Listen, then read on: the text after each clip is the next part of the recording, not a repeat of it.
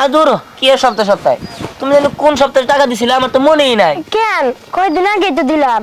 আরে সপ্তাহে সপ্তাহে টাকা দিলে কি মনে থাকে নাকি? প্রতিদিন দিবা। হ্যাঁ, কিন্তু আমার কাছে তো এত টাকা থাকে না। সেই জন্য তো আব্বা আমার ঠিকই কইছে যে তোমরা ফকির। না না, আমরা ফকির না। আমি যে তোমার সপ্তাহে সপ্তাহে 4-5 হাজার করে টাকা দেই। প্রতিদিন 4-5 হাজার টাকা তো কম হয়ে যায়। তোমার কাছে টাকা আছে না তাই দাও। হ আছে, দাও। আমি আনছি কিছু।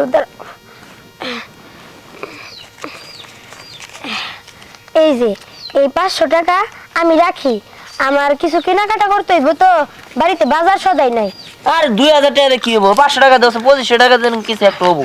আচ্ছা ঠিক আছে, তুমি নিয়ে যাও। ঠিক আছে, শোনো আমি গেলাম, হ্যাঁ? আমার কাজ আছে।